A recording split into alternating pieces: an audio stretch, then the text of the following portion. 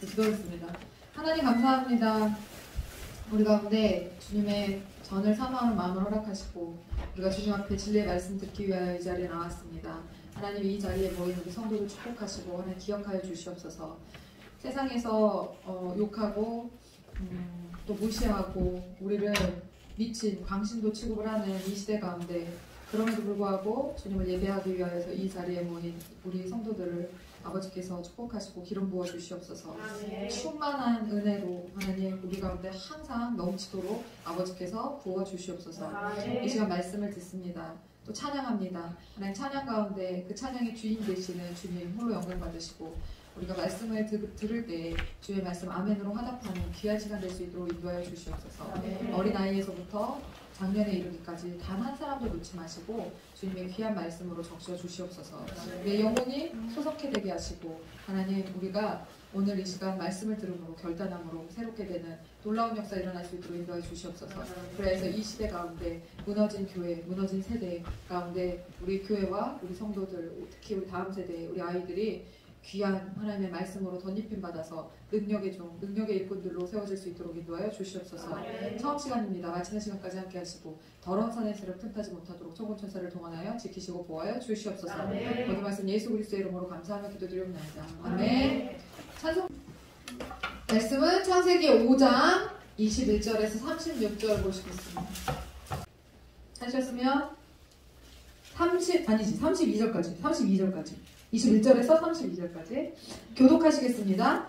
에녹은 65세에 무두셀라를 낳았고 무두셀라를 낳은 후 300년을 하나님과 동행하며 자녀들을 낳았으며 그는 365세를 살았더라. 에녹이 하나님과 동행하더니 하나님이 그를 데려가심으로 세상에 이르지 아니하였더라. 무두셀라는 187세에 라멕을 낳았고 라멕을 낳은 후 782년을 지내며 자녀를 낳았으며 그는 969세를 살고 죽었더라. 라멕은 182세에 아들을 낳고 이름을 노아라 하여 이르되 여호와께서 땅을 저주하심으로 수고롭게 일하는 우리를 이 아들이 안위하리라 하였더라. 라멕은 노아를 낳은 후 595년을 지내며 자녀들을 낳았으며 그는 777세를 살고 죽었더라. 다같이 노아는 100 후에 셈과 함과 야벳을 낳았더라. 아멘. 제가 이번 주에 엊그저께 부산 세계로교회 손영보 목사님과 어떤 교회 Y 목사님의 대면 예배에 대한 토론을 봤습니다. 영상으로 봤어요. 근데 그 상대방 교회는 굉장히 아주 교회 이름이 아주 굉장히 그럴듯해요. 근데 그 이름값을 못하더라고요. 그 토론을 보면서 제가 깜짝 놀란 것은 우리는 물론 이제 대면 예배를 지지하는 입장이기 때문에 제가 손여보 목사님의 편에 서서 그거를 볼 수밖에 없고 그리고 이제 그 상대방 패널에 대한 전 이해가 전혀 없었어요. 그 사람에 대해서 거기서 이제 그 토론 장면에서 처음 본 사람이었어요. 그래서 이제 뭐지? 근데 말은 그럴듯해요. 말이. 그래서 이제 설교 준비를 하면서 그 분에 대해서 상대방 패널에 대해서 조사를 좀 해봤어요. 근데 아주 조사를 조금 했는데도 보니까 아주 노골적인 대깨문이더라고요. 그리고 뭐 조국 수호 집회도 나가가지고 막 연설하고 서초동 촛불 집회라고 하죠. 그게 서초동 촛불 집회 거기 나가갖고 막 아주 꼴값을 떨고 있더라고요. 그래서 이제 대충 어떤 스타일의 사람이 패널로 나왔는지는 여러분들이 감이 잡히시리라는 생각이 듭니다.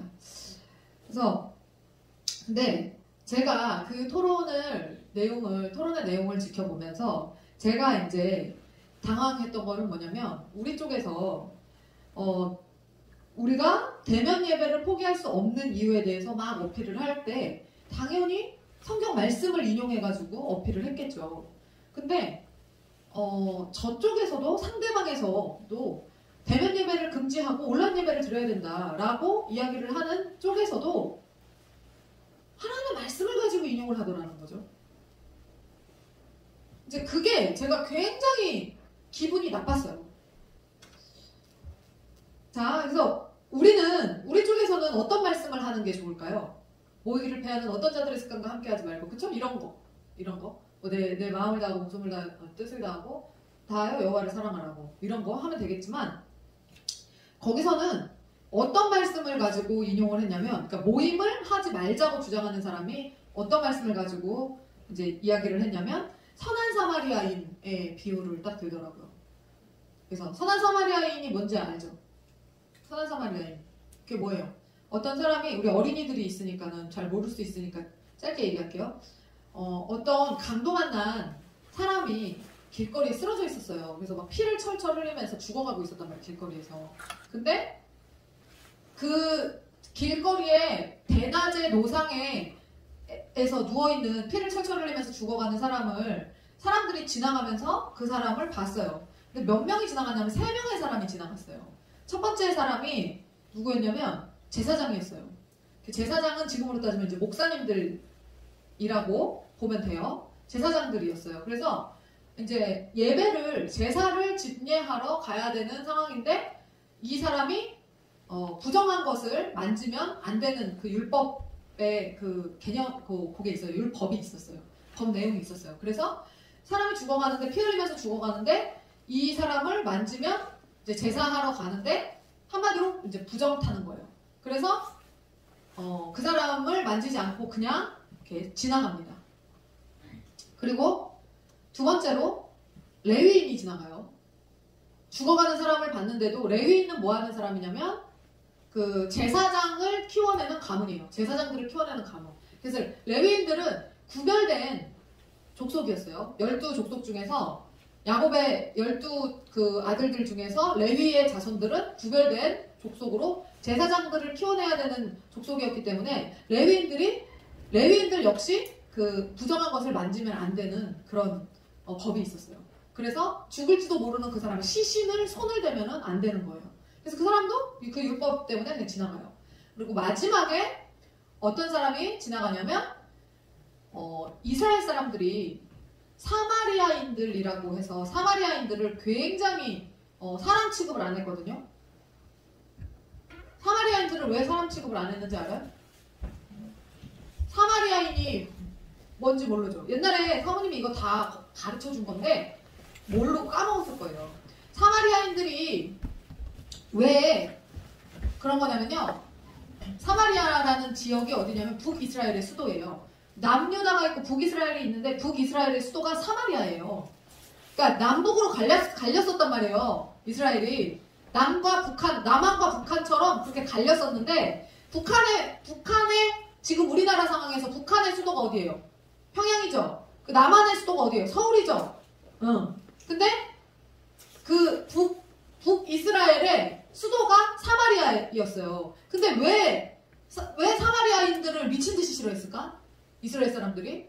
그러니까 한마디로 남유다의 사람들이 미친 듯이 싫어했던 거예요. 그럼 왜 싫어했냐면 북이스라엘, 그러니까 아수르에 의해서 이스라엘이 침략을 받았는데, 아수르라는 대제국에 의해서 침략을 받았는데, 하나님이 아수르를 이스라엘을 치는 도구로 삼으셨거든요. 몽둥이로 삼으셨어요. 말을 안 들어가지고. 그래서 그 도구로 삼으셨을 때 아수르 사람들이 아수르에서 식민 지배를 하는 그 통치 방식을 뭐로 삼았냐면 결혼을 시켜버려요. 아수르의 남자나 여자가 이스라엘의 남자와 여자랑 결혼을 하는 거예요. 그러면 결혼을 하게 되면 혼혈 인종이 탄생하겠죠. 그러면 혼혈 인종이 탄생을 하는 게 이 이스라엘 민족 입장에서는 어떤 거냐면, 혼혈 민족을 이스라엘은 인정하기가 굉장히 어려워요. 왜냐면 기본적으로 하나님이 선택하셨다는 그 선민의식을 가지고 있는 민족이기 때문에 다른 민족들과 구별되어야 하고, 그리고 성경에서 하나님께서 굉장히 여러 차례 이방 민족들과 연합하지 않을 것을 하나님께서 명령하셨기 때문에 결혼을 당연히 하면 안 돼. 왜 결혼을 하면 안 된다고 그랬을까? 왜? 외국인들하고 왜 결혼하면 안 된다고 그랬을까? 생각이 다르고 문화가 다르고 결정적으로 종교가 다르기 때문에, 신이 섞여버리기 때문에 그들의 결혼은 결혼은 그냥 육신과 육신의 결합이 아니라 영과 영의 결합이에요. 영과 영의 결합. 네. 그렇기 때문에 믿지 않는 자와 결혼을 하면 이 사람이 믿게 되기 전까지는 영원히 하나 될 수 없어요. 두 사람은.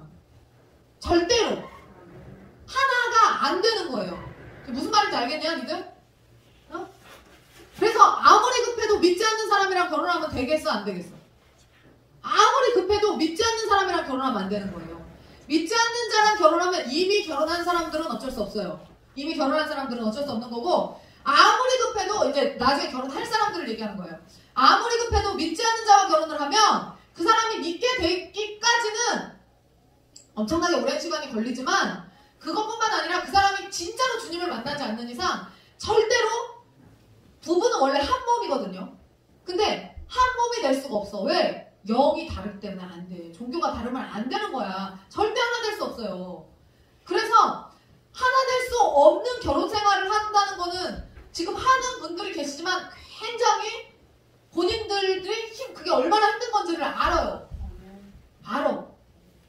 그래서 내 자식들은 그렇게 결혼하지 않기를 바라죠.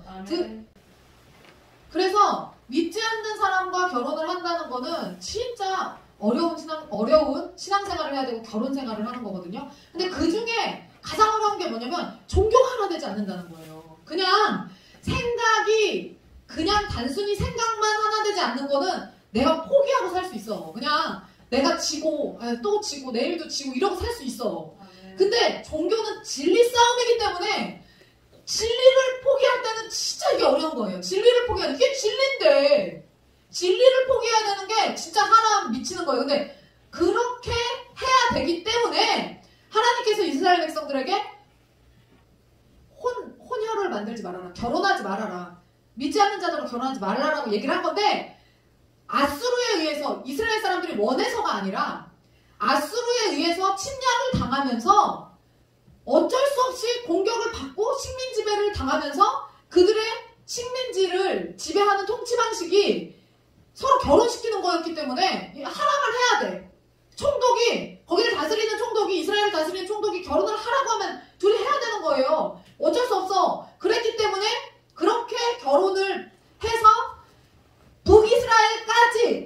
북이스라엘까지 혼혈 족속이 탄생을 한 거예요. 그거에 대해서 그 북이스라엘 혼혈 족속이 탄생한 것에 대해서 남유다 사람들이 대표적으로 사마리아가 북이스라엘의 수도였기 때문에 사마리아 인간들이라고 그래서 사마리아 사람들이라고 그래서 손가락질 한 거예요. 그러니까 저 평양 놈들 그거 뭐냐면 그냥 북한 놈들을 얘기하는 북한 사람을 얘기할 때 대표적으로 평양 놈들이라고 말할 수도 있는 것처럼 그런 식으로 그래서 근데 하나님께서 그때 보호하셔서 아수르가 니들이 넘어와서 식민 지배를 할 수 있는 공간은 사마리아까지야.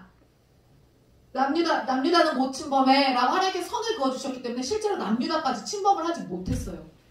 그래서 남유다는 혼혈을 피해줄 수 있었어. 혼혈이 안 될 수 있었어. 그래서 지금 히브리 사람 섞이지 않은 정통 유대인들은 예전으로 올라가 보면 남유다 사람들인 거예요. 북이스라엘은 다 혼혈이 돼서 사마리아인 그래서 대표적으로 북이스라엘은 다 혼혈이 된 거예요. 자, 그래서 그렇게 사마리아인을 혼혈이 된 민족이기 때문에 굉장히 싫어했단 말이에요. 싫어했는데 그래서 저 혼혈된 민족, 저 인간들은 같은 민족인데도 불구하고 저 인간들은 하나님한테 말을 안 들어서 매를 맞았지. 그래서 혼혈이라는 벌을 받은 거야. 그래갖고 욕을 했단 말이에요. 그래서 아주 짐승 취급을 했단 말이야, 남유다 사람들이. 그런데 그 강도 당한 한 사람이 그렇게 누워있었을 때 첫 번째 사람, 두 번째 사람들이 다 그냥 지나가고 마지막에 지나갔던 사마리아 사람들, 이쪽 남유다 사람들이 짐승 취급하는 그 사마리아 사람이 그 사람을 구해줘요. 그래서 그러면 율법을 안다는 첫 번째, 두 번째 사람이 진짜 이 강도 만난 이 사람의 이웃이냐 아니면 마지막에 지나갔던 그 사람이 진짜 사마리아인이 이 사람의 이웃이냐 어떤 선한 이웃이 되어야 되겠냐라고 예수님께서 가르치시면서 든 예가 바로 이 예예요. 근데 어제 그거를 듣는데 토론을 하는데 선한 사마리아인과 같은 이웃이 우리가 되어야 한다. 그러려면 대면 예배를 하면 안 된다라는 주장을 하면서 그 예를 그거예요. 그 목사가. 이웃을 배려하고 이웃을 사랑하는 길은 모임을 멈추는 일이다. 그래서 예배를 온라인으로 드리는 게 맞다. 왜 이런 시국에 대면 예배를 고수하냐? 이렇게 연병을 떨고 앉아있는 거예요. 그러면서 하는 말이 뭐냐면 이 시기에 대면 예배를 고수하는 것은 율법에 매여 있기 때문이다. 라는 얘기를 하는 거예요. 제사장과 레위인이 무리라는 거야. 지금 무슨 말인지 아시겠죠? 지나갔던 율법에 매여서 사람을 살리지 않고 지나갔던 제사장과 레위인이 지금 대면 예배를 하고 있는 당신들입니다. 라고 말하는 거죠. 그래서 그 소리를 듣는데 엄청난 생각들이 마음 가운데 요동쳤어요. 그래? 그렇게 나온단 말이지? 자, 여러분, 복음이라는 것은 원래 말이죠. 복음이 진짜 제대로 들어가잖아요? 그러면 나의 어떠함이 계산이 되지 않습니다. 복음이 진짜 제대로 들어가면. 복음이 들어가신 분들은 아실 거예요. 이게 지금 무슨 말인지 아실 거예요. 복음이 제대로 들어간 사람들은 나의 어떠함이 계산되지 않아요. 그래서 굉장히 단순해져요. 복음이 제대로 들어간 사람들의 특징은 계산하지 않고 그냥 단순해져요. 이걸 하나님이 원하셔? 원하시면 하는 거예요. 원하시지 않아? 그럼 안 해요. 그냥 그거에 굉장히 단순해져요. 이걸 하나님이 원하셔? 그러면 계산상으로는 이렇게 할 수가 없어. 근데 그냥 진행하는 거야. 마치 우리가 교회를 지금 짓고 있듯이, 이 시대 가운데 교회를 짓고 있듯이 그런 식으로 하는 거예요. 계산을 하면 안 나와. 못 지어.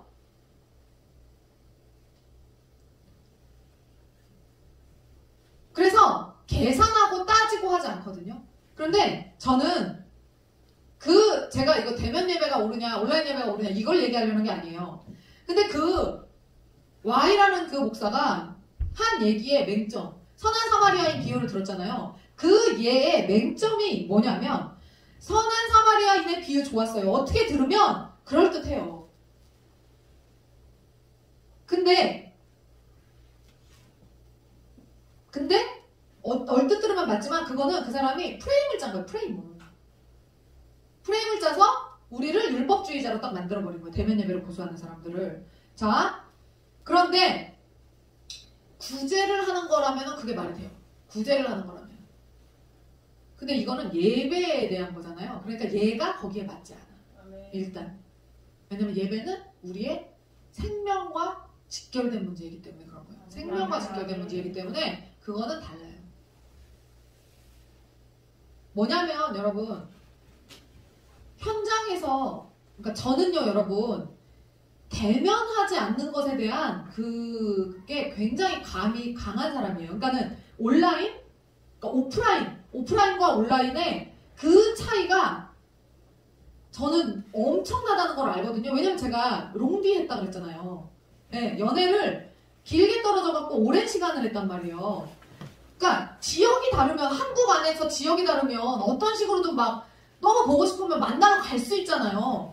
근데 나라가 달랐었기 때문에 이 사람을 보고 싶어도 못 보는 거예요. 그거를 1년 동안 그 연애를 했었기 때문에 너무 그리움, 너무 이 사람이 그리울 때 막 손을 뻗으면 닿을 만한 곳에 있었으면 좋겠는데 그렇지 않아.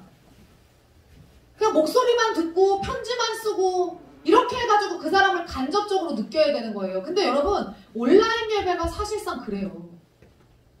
하나님을 간접적으로 느껴야 되는 거예요. 우리가 찬양 집회를 할 때 현장에서 찬양 집회를 막 은혜롭게 찬양 집회에 참여하는 거하고 온라인으로 하는 거하고요. 여러분 은혜가요 거의 10분의 1 수준도 안 됩니다. 엄청난 차이가 있어요. 구제라면 그 목사님의 말이 맞죠. 근데 예배는 나의 생명의 문제예요. 그러면서 이 사람이 은근히 말한 게 뭐냐면요. 율법에 매이지 마라. 율법에 매이는 것이 제사장과 레위인 같다. 그 사랑이 없는 제사장과 레위인 같다라는 얘기를 한 거예요. 근데 정확히 제가 말씀을 드리면 율법에 매이는 게 나쁜 게 아닙니다, 여러분. 율법에 매이는 게 나쁜 거예요?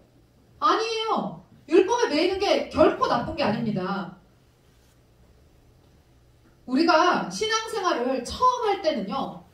뭐를 먼저 해야 되냐면요. 율법에 매이는 훈련을 먼저 해야 되는 겁니다. 무슨 말인지 아시겠어요? 자, 여러분 우리가 자녀들에게 예배 훈련 시키잖아요. 지금 예배 훈련 시키죠. 지금 이거 뭐 하는 거예요? 예배 훈련 시키는 거예요. 지금 여러분 얘네들이 이 말이 뭔지 알고 지금 얘 벌 쓰고 있는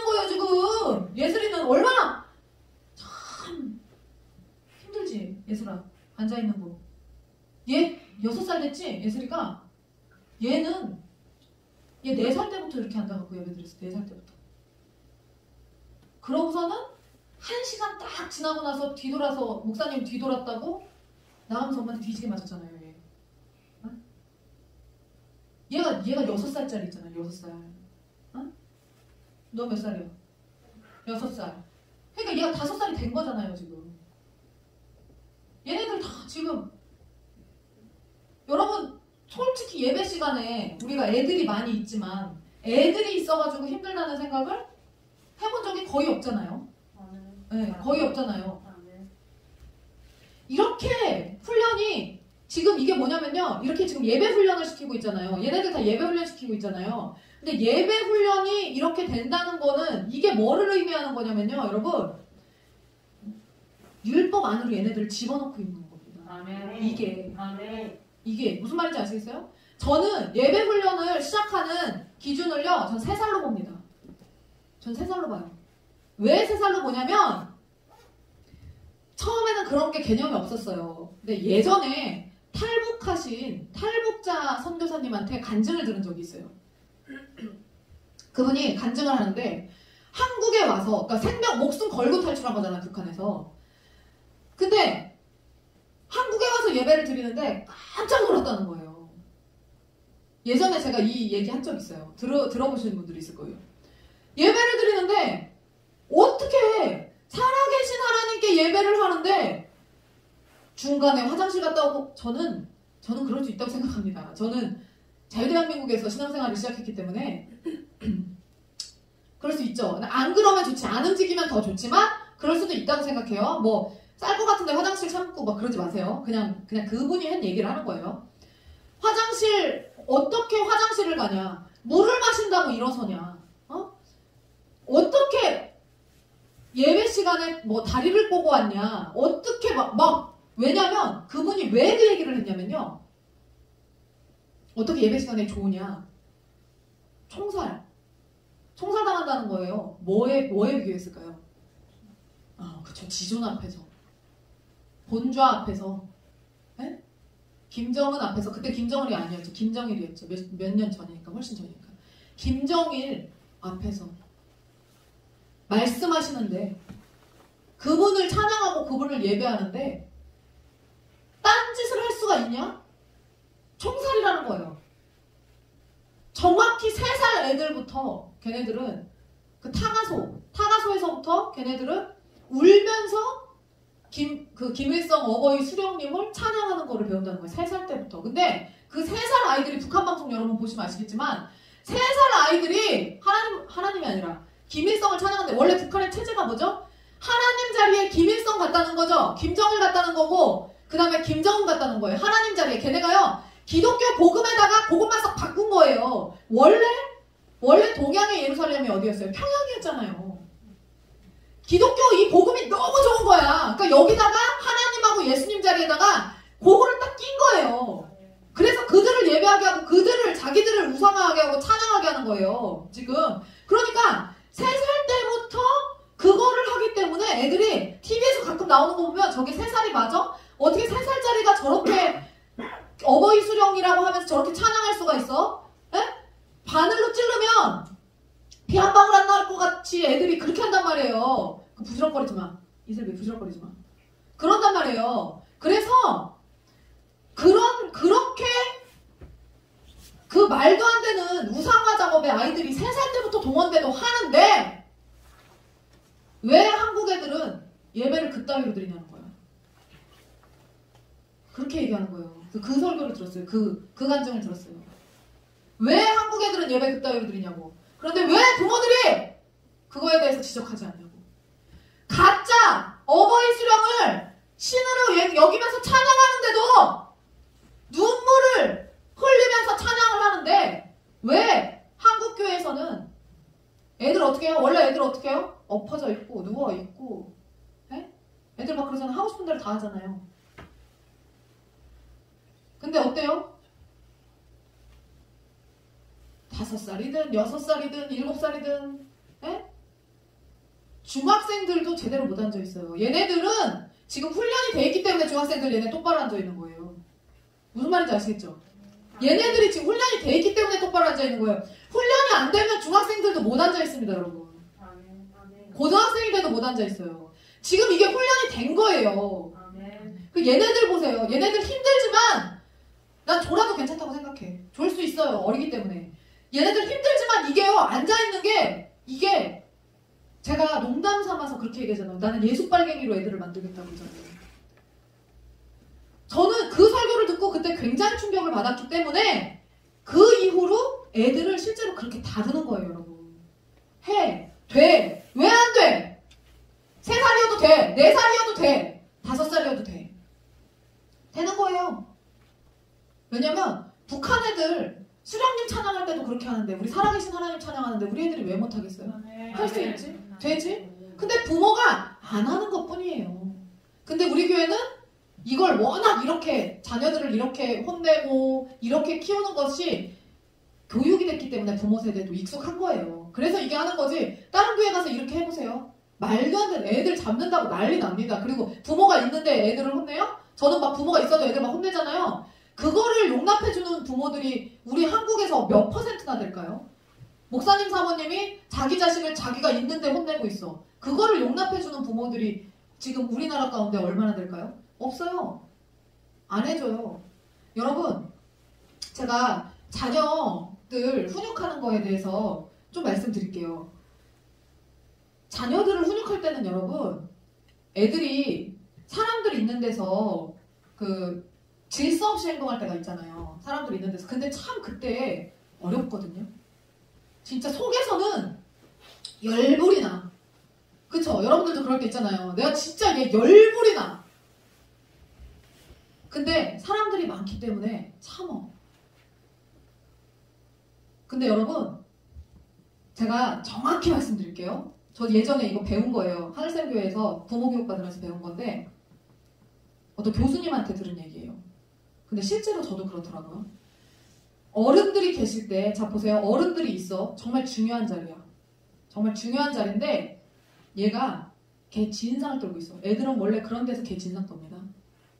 여러분 그럴 때 정말 중요한 자리야. 나보다 훨씬 어른이 앞에 계셔. 어떻게 해야 될까요? 혼내는 게 맞을까요? 안 혼내는 게 맞을까요? 혼내는 게 맞습니다. 왜냐면 여러분 저기 뭐라고 나와있죠? 내 아이는 내 눈에만 예쁘다라고 나와있죠? 여러분 눈에만 예쁜 거예요. 여러분의 아이는. 그럼 얘가 걔 진상을 떨고 있죠? 그럼 속에서 마주보고 앉아있는 분이 아무리 고학력자라 하더라도요, 여러분 그 애를 다루는 부모 꼬라지를 보고 있습니다. 속으로 계산합니다. 견적냅니다. 그때. 무슨 말인지 아시겠어요? 여러분을 견적낸다고요. 그 애가 개진상을 떨고 있는데 저거를 어떻게 다루는지를 보면서 여러분의 견적을 내요. 근데 질서가 있고 배운 부모들, 교육, 가정교육을 제대로 받은 부모들은 어떻게 해요? 안 돼. 때려도 된다고. 그때 당시는 거기서 훈육하면서 매를 들어도 된다고. 저는 매를 들지만 여러분들은 지금 나라에서는 매를 못 들게 하잖아요. 그럼 그건 빼고 거기서 그분이 보는 앞에서 혼내는 게 맞는 훈육이라는 거예요. 왜? 이 사람 속 뒤집어졌거든. 무슨 말인지 아시겠죠? 무슨 말인지 아시죠? 이 사람 속 뒤집어졌어요. 개진상을 떨고 있는 애를 보면서 그거 귀엽다 생각하는 사람 아무도 없습니다, 여러분. 제 말이 틀려요? 우리 정집사님 개진상 떠는 애들 많이 보셨죠? 병원에서? 근데 어때요? 그거 누가 그거 그렇게 만들어요? 엄마가 그렇게 만들죠? 엄마가 그렇게 만들 때 개진상 떨고 있을 때 집사님 속 어때요? 뒤집어지지. 주먹 막 나가죠. 30번도 더 나가지. 저 내 자식이었으면 패 주겠다 이런 생각 들죠? 에? 그러고 있을 때 어떻게 해야 돼요? 그러고 있을 때 부모가 그 자리에서 혼내야 돼요. 저 사람을 불편하게 했기 때문에 저 사람이 보는 앞에서 혼내야 되는 거예요. 무슨 말인지 아시겠죠? 저 사람이 보는 앞에서 그 자리에서 혼내야 되는 거예요. 그래야 저분에 대한 예의를 차리는 거예요, 그게. 근데 여러분, 인격적으로 한다. 저분이, 나보다 높은 분인데 저분 앞에서 내 감정을 드러내지 않기 위해서 애들을, 예슬아, 하지 마. 샀나야, 하지 마. 이거 고상하게 볼 것 같죠? 여러분 고상하게 봐요? 솔직히 어때요, 여러분들도? 속 뒤집어지죠. 그래서 저희가 어떻게 했었냐면 예전에도 휘민이가 하루도 안 빠지고 맞고 하루도 안 빠지고 혼났거든요. 조한이? 몇 장? 몇 살이야? 5살. 6살? 하루도 안 빠지고 맞을 텐데. 하루도 안 빠지고 맞고 있어? 하루도 안 빠지고 맞고 있어? 하루도 안 빠지고 혼나고 있어? 어? 휘민이가 하루도 안 빠지고 혼났어요. 하루도 안 빠지고 맞았어요. 이 휘민이 제가 지금 저러고 앉아있는 제가 진짜 거짓말 안 하고 하루도 안 맞은 적이 없어요, 여러분. 진짜 옆에서 지근해서 보신 분들은 아실 거예요. 제가 세요, 휘민이가. 센 애예요. 샨나도 센 애예요. 한비는 그냥 어떻게 컸어요, 쟤는. 그렇게 많이는 안 맞은 것 같은데 휘민이는 남자애라 그런지 하루도 안 빠지고 맞았어요. 주한이 하루도 안 빠지고 맞고 있지, 요새? 어? 잘못을 안 해서 안 맞는 거냐? 잘못을 했는데도 안 맞는 거냐? 잘못을 안 해서 안 맞는 거야? 어?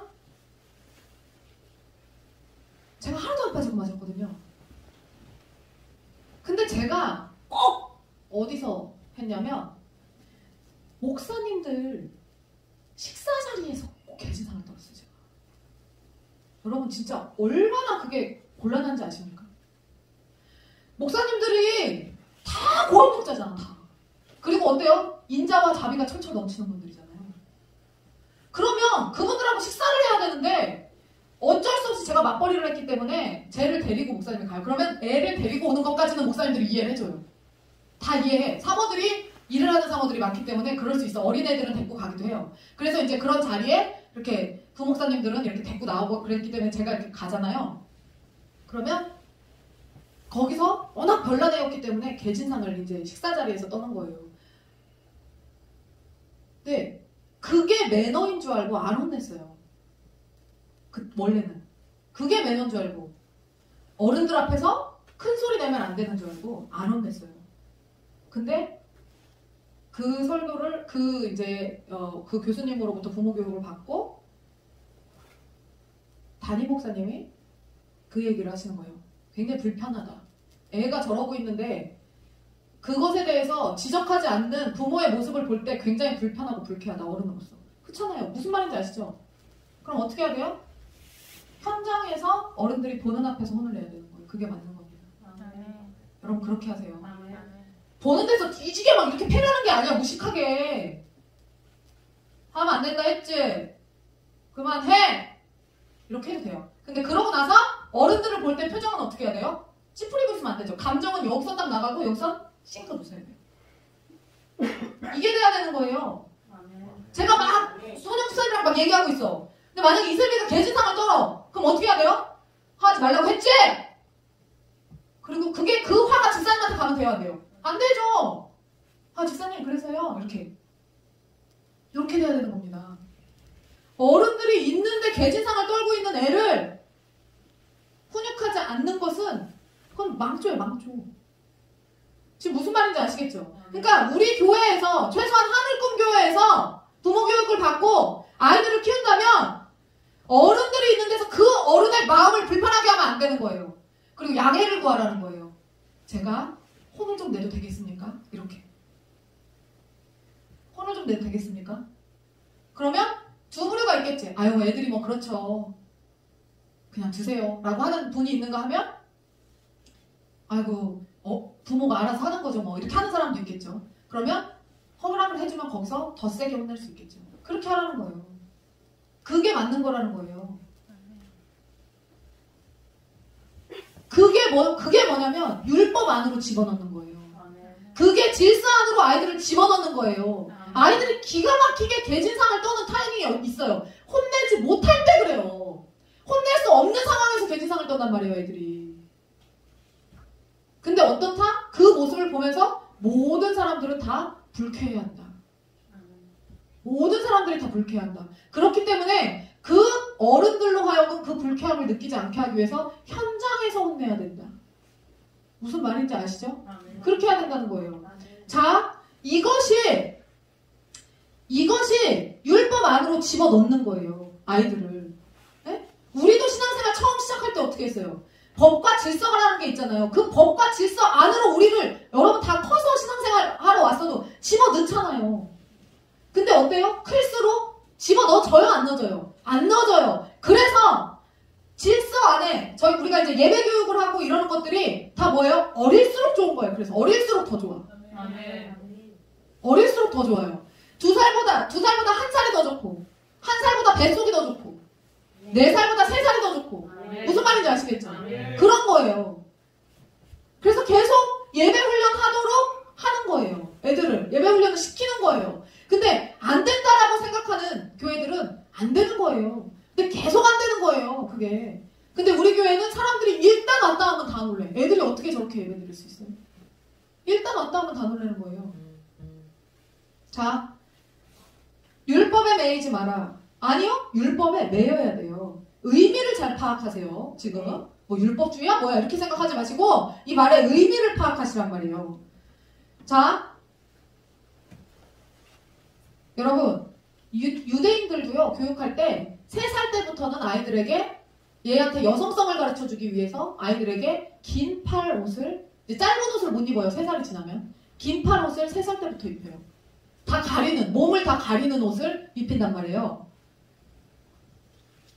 예배의 형태가 뭐가 중요해요? 앉아서 드리든 누워서 드리든 일어나서 드리든 다리 꼬고 드리든 내가 편하면 그만이죠.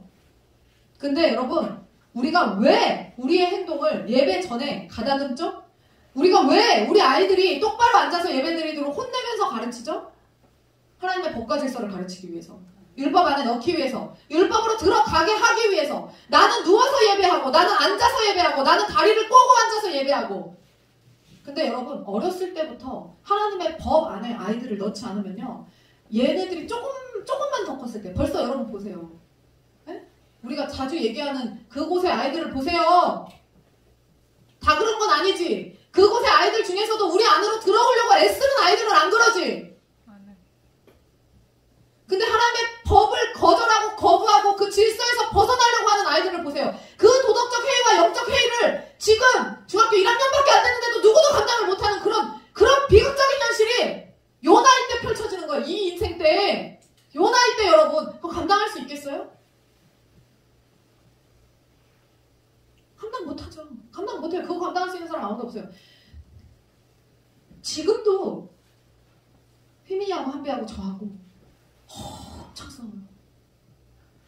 지금도 제일 많이 싸울걸요. 우리 집이 부부싸움을 많이 안 해서 그렇지 애들 때문에 애들이랑 저랑 혹은 아빠랑 애들이랑 엄청 싸웁니다. 여러분. 그러니까 이게 항상 제가 이런 얘기할 때 말씀드리지만 나는 내 자식 잘 키웠어요. 그러니까 아니에요. 뭐를 잘 키워? 지금도 조마조마해요. 지금도 애들 보면서 여러분 똑같습니다. 뭐 목회자의 자녀라 뭐 좀 더 뭐 남다를 것 같고 애들이에요. 그냥 똑같아요. 그냥 경모 친구예요. 그냥 똑같아요.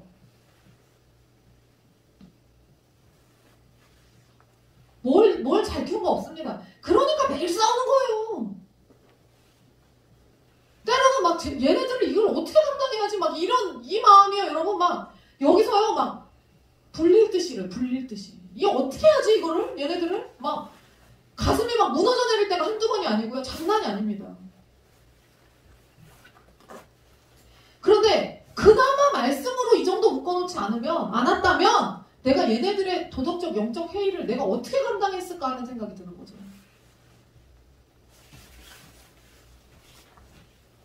북한 애들 3살 때부터 우리 수영님 부르면서 운다는데 우리 아이들 3살 때부터 예수님 찬양하면서 울게 신앙교육 시켜야 되지 않겠어요? 할 수 있어요. 여러분. 그렇게 해야죠. 너무 제가 감사한 것이 뭐였냐면 예림이가 원래 1년 동안 저쪽 교회 다닐 때 1년 동안 온라인 예배 때문에 예배를 가지 않았던 애인데 이번에 다리 부러졌잖아요. 발목 나가서 지금 수술을 해갖고 엊그저께 수술해가지고 지금 병원에 있거든요.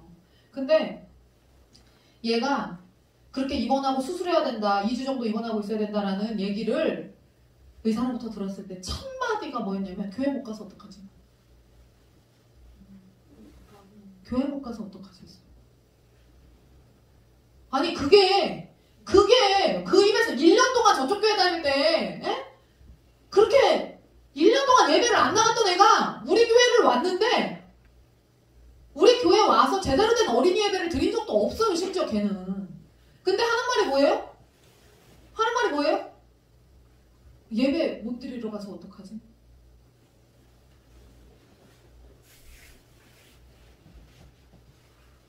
너무 감사한 거죠.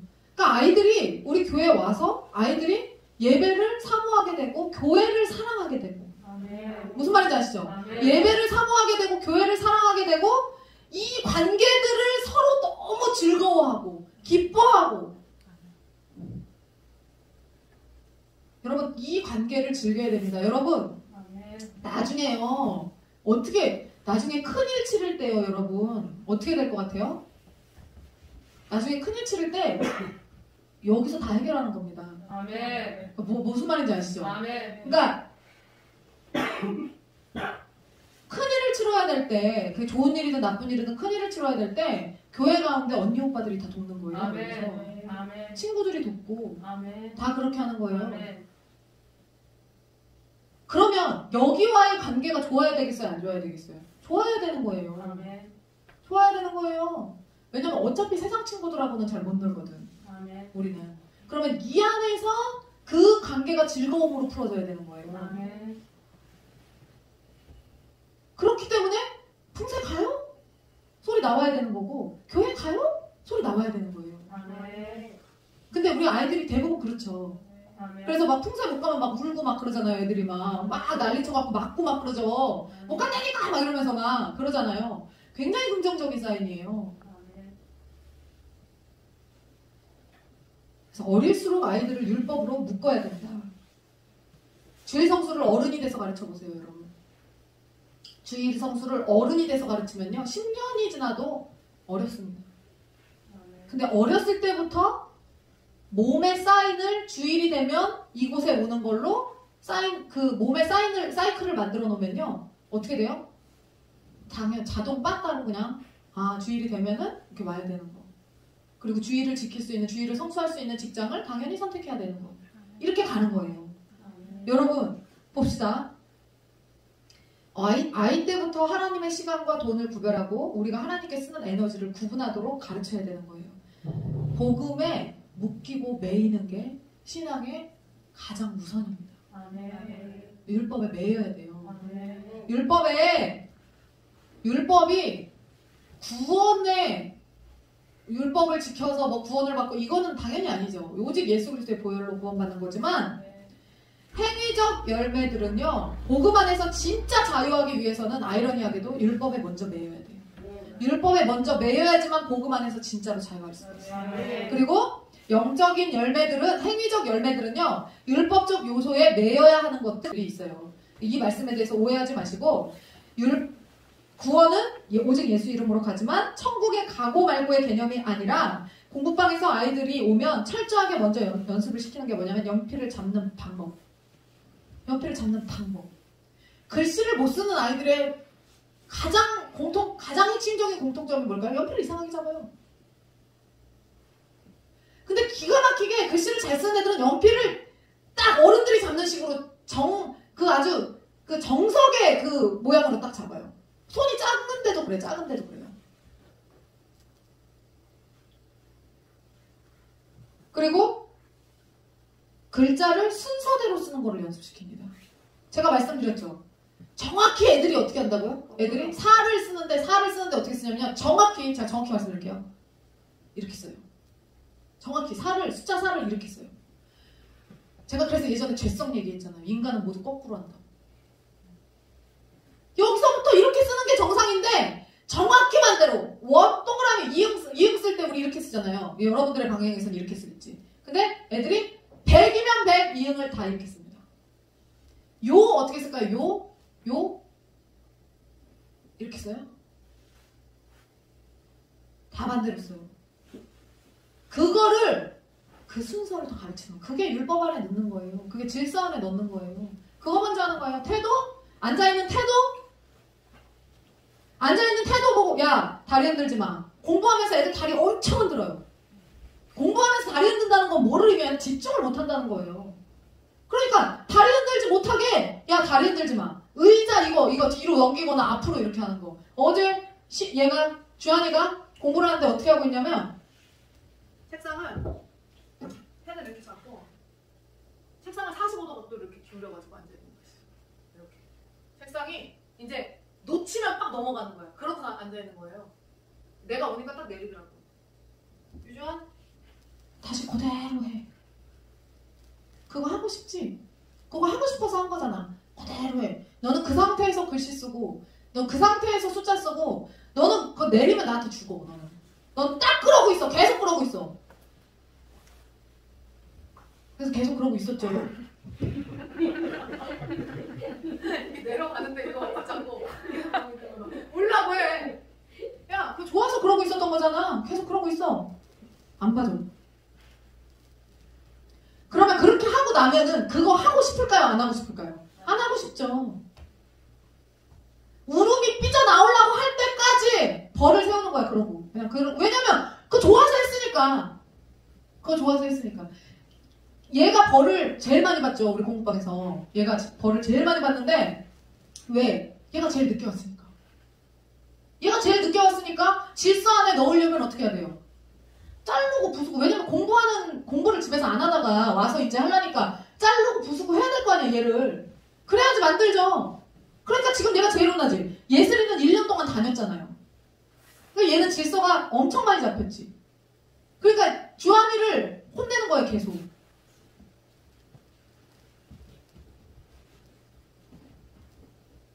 의자 구부리지 않고 어깨와 허리 똑바로 펴는 거야. 애들요. 이러고 공부합니다.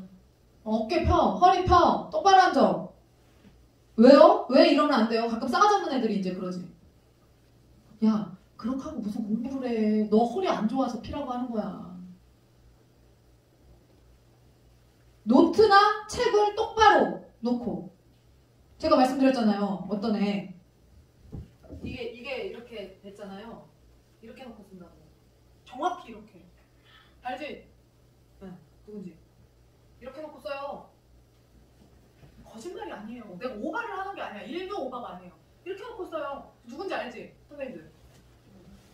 알아? 이렇게 놓고 쓰잖아요. 그래서 이렇게.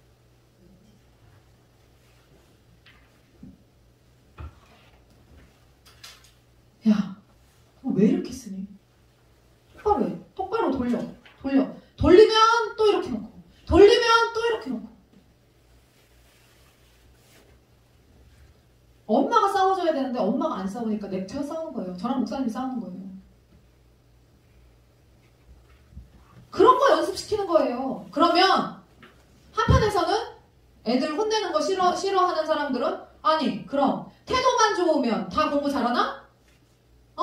뭐 그렇게 태도를 때려잡아? 애가 좀 이러고 있을 수도 있지. 뭘 그걸 그렇게 애를 때려잡아?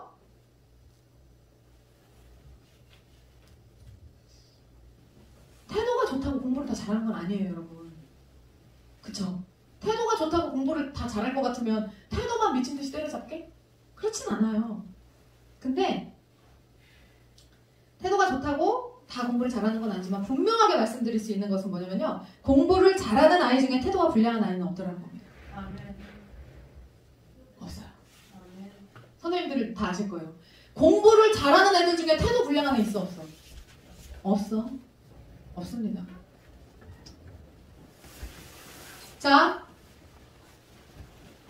예배의 태도, 신앙생활의 태도가 각이 잡혀 있어서 다소 율법적이라고 비난을 받는 사람이 있을 수도 있어요. 왜 이렇게 율법적이야? 사모님 왜 이렇게 율법적이에요?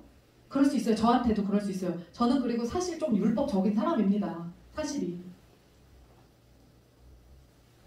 그러면 그렇게 율법적인 게 좋으면 율법적인 사람들이 태도가 율법적인 사람이 신앙이 좋은 거야? 이렇게 얘기할 수 있어요.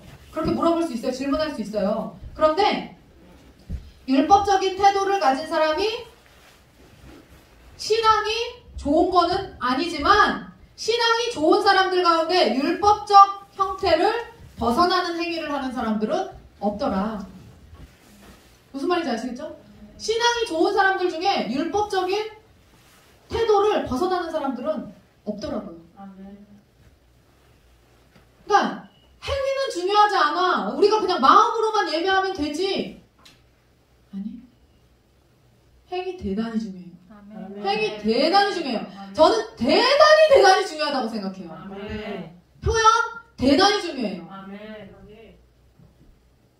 지금 김 집사님이 시온이 때려잡으려고 이거 열쇠 붙잡고 있거든요. 지금 안 때렸잖아요. 근데 붙잡고 있어요. 그냥 왜? 예배 훈련시키려고 하고 있는 거예요. 그냥 저 행위, 저 태도 지금 쟤를 뭐 이렇게 막 하진 않지만 엄마의 의지를 보여주는 거죠. 애한테 너가 잘못하면 넌 혼날 거야, 맞을 거야 라고 저 의지를 보여주는 거예요. 그 행위를 보면서 애가 그냥 배우는 거예요. 아, 최소한 똑바로 해야 되겠구나, 최소한 내가 애써야 되겠구나를 저 나이 때부터 아는 거예요. 그러면 제가 7살이 될 때 어떻게 있을까요? 7살이 되면 이렇게 딱 일로 와 있는 거예요 이제.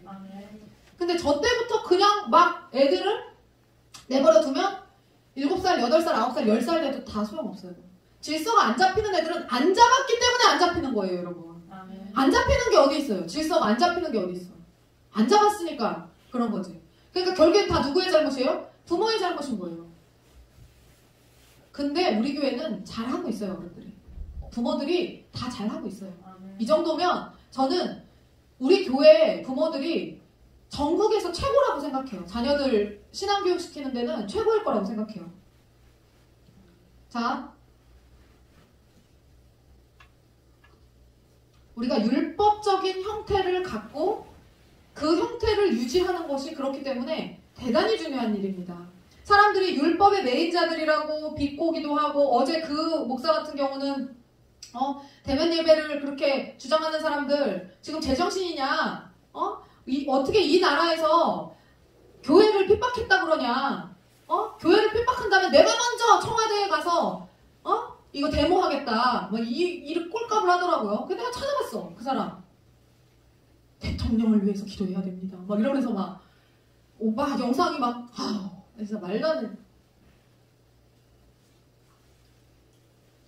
어떤 예배가 맞느냐를 주장하는 게 아니에요. 어떤 예배가 이런 상황에서 가능성이 다, 우리도 걸릴 확률이 있기 때문에 가능성을 다 열어놓고 그렇게 예배하는 것을 이게 손가락질하는 건 아니에요. 근데 저는 어제 그렇게 우리를 율법주의자로 배격했던 그 사람에게 하고 싶은 말은 뭐냐면, 최소한 우리 주님의 복음을 가진 자들이라면 이런 시국에 성전에 모이기를 힘쓰는 하나님의 사람들에 대해서 율법의 매인 무지몽매라고 욕은 못한다는 거야. 무슨 말인지 아시겠죠? 어떤 느낌인지 아시겠죠? 그 심령이 어떤 심령인지 알아야지요. 이곳에 와서 혹은 함께 이곳에 오고 싶지만 함께하지 못하는 그 심령들이 어떤 심령인지 알아야죠. 그 심정이 어떤 건지 알아야지. 이곳에 나와서 예배하면서 그 예배를 지키고자 하는 그 심정이 어떤 건지를 알아야죠. 거기다 대고 우리가 욕할 수 있어요? 손가락질 할 수 있어요? 율법의 매인 무지몽매들이라고 그게 욕이 나와요? 그게 어떻게 욕이 나옵니까? 안 되지. 그 심령이 어떤 심령인지 알아야죠. 느껴야죠. 진짜 하나님을 사랑하는 자들이 여러분 어떤 자들인데요? 진짜 하나님을 사랑하는 자들은 예배 시간에, 제가 예전에 이것도 얘기한 적 있어요. 부흥회를 하는데 어떤 남자가 사람들 막 부흥회 할 때, 옛날에 여러분 부흥회 어떻게 했는지 알아요? 북을 쳤어요. 저희 아빠가 북쟁이였거든요. 제일 앞에서 남자 집사님이나 권사님이 북을 쳐요. 컹컹컹컹 하면서 북을 쳐요. 이거 울림이 있으면 막 박수를 막 크게 쳐요. 드럼이 없으니까 북 치는 사람이 있었어요, 시골에서는. 그래서 피아노랑 북으로 찬송가를 하는데 교회가 떠나가라 크게 이제 찬양을 하는 거예요. 막 찬양을 해. 그렇게 이제 찬양을 하는데 어떤 사람이 무릎 꿇고 앉아가지고 자기 뺨을 계속 치더라는 거잖아요. 자기 뺨을. 사람들 막 박수 치고 있는데 뺨을 막 쳐가지고 여기가 이렇게 본 거예요. 강사 목사님이 너무 깜짝 놀라가지고 왜 저러나 저 사람이. 팔이 한쪽에 없는 장애인이었어.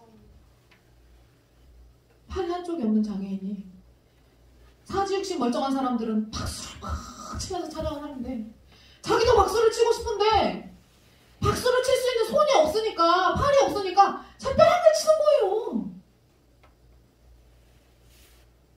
안 치면 어때? 안 치면 어때요? 팔이 없는데 안 치면 어때? 그쵸? 근데 그 사람한테 야 박수 쳐야만 은혜 받냐? 어? 그거 율법주의야. 그렇게 말할 수 있어요? 그 사람한테? 그 사람이 어떤 심정으로 하나님을 얼마나 찬양하고 싶어서 자기 뺨을 치면서 에? 그걸 우리는 손 있어도 잘 안 치잖아. 박수 그냥 대충 치잖아요. 그쵸? 박수를 얼만큼 열심히 쳐야 되는지 알겠냐 얘들아? 어? 박수를 얼만큼 열심히 쳐야 되는지 알겠어? 어? 그분의 그 심정, 그분 그렇게 한 것에 대해서 욕할 사람 있어요? 욕이 나와? 미친 거 아니야? 이렇게 할 수 있어요? 아니죠. 어떤 마음으로 그렇게 했는지 너무 그게 느껴지죠. 하나님을 사랑하는 사람이라면 그 마음이 어떤 건지 알기 때문에 그 말을 들었을 때, 이 간증을 들었을 때 눈물이 나지 욕이 나오지 않는단 말이에요. 그리고 내가 부끄럽다는 생각이 들지 그것에 손가락질을 병신, 육갑하네 이런 소리 안 나온단 말이에요.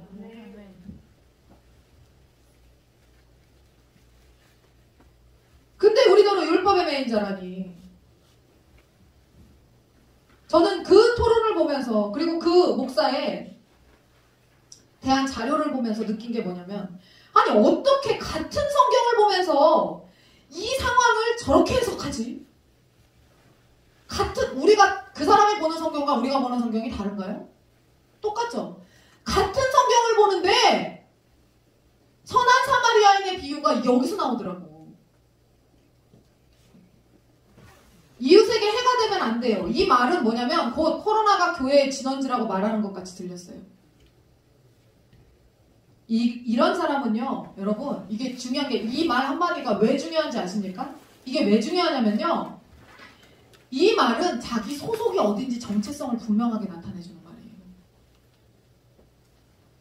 자, 이런 사람은 자기 영의 소속이 어디길래 이 말을 할 수 있느냐? 이게 최소한 소속이 교회는 아닌 거야. 우리 교회는 어때요, 집사님들이? 우리 교회 집사님들 어때? 정 집사님 지난주에 남편이 교회 어쩌고 얘기했다가 원래 그런 사람이 아닌데 남편을 왕받들듯이 받들고 사는 사람인데 교회 교회가 맞아 어? 아침 출근길 교회가 다 여보 잘 다녀오세요. 아 교회가 말이야 교회가 전영 집사님 어떻게 해요? 남편이 여보 학원 보내지 말고 애들 왜냐면 우리 다 연결돼 있으니까 교회와 학원인과 공부방이 다 연결돼 있으니까 학원 보내지 말고 교회도 당분간 뭐 가지 않는 게 어떨까? 이렇게 그냥 살짝 어떨까? 조심히 굉장히 조심히 그냥 그래 이렇게 한 게 아니라 굉장히 조심히 물음표 이렇게 딱 느낌표 살짝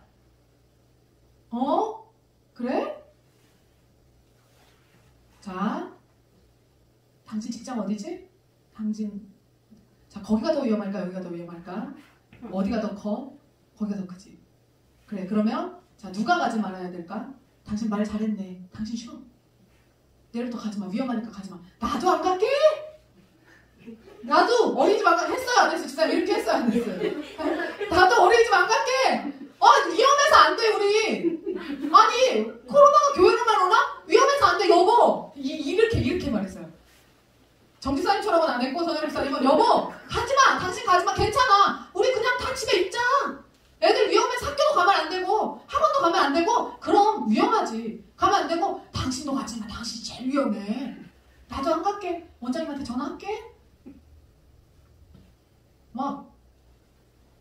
보내. 가야지. 가.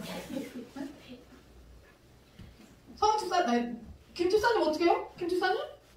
네, 갔다 오면 2주 동안 휴식해야 된다니까요? 개소리 하네. 걔나 줘. 그냥 알았어. 해. 니네는 해. 나는 신경 안 쓰니까. 내가 알아서 할게. 내 교회는 내가 알아서 할게. 그냥. 근데 여러분, 솔직히 여러분들 안에는 코로나에 대한 두려움이 없어요? 없나요? 아니죠. 조심하고 있잖아요, 다들. 굉장히 마음이 가뿐해요? 그렇게 하면서 가뿐해요? 속이면서 교회 나오고 있으면서 가뿐해요? 아니죠. 그런데 그것보다 이게 더 크기 때문에 이걸 선택하는 거예요. 그리고 그것보다 이 법이 더 크고 그 두려움보다 이 기쁨이 훨씬 더 크기 때문에 이걸 선택하는 거잖아요. 그런데 목사라는 사람이, 우리 교회 집사님들도 그렇게 하는데 목사라는 사람이 이러고 있는 거예요. 소속이 우리는 왜 그게 가능하냐? 우리는 소속이 분명하거든. 우리는 영적인 소속이 분명해. 누가 뭔 짓을 해도 내 소속은 여기야. 그게 그러니까 나는 여러분에게 네 소속이 어디야? 라고 딱 물어봤을 때 나는 그리스도인입니다가 먼저 나오는 사람들인 거예요, 여러분들. 저는 그리스도인입니다가 먼저 나오는 사람들인 거야. 근데 그리스도인입니다가 먼저 나오지 않는 사람들은요, 그런 얘기가 가능해요. 교회가 코로나의 진원지인 것처럼 목사 입에서도 그 얘기가 나와요. 그게 가능하다니까. 소속이 교회가 아니기 때문에. 여러분,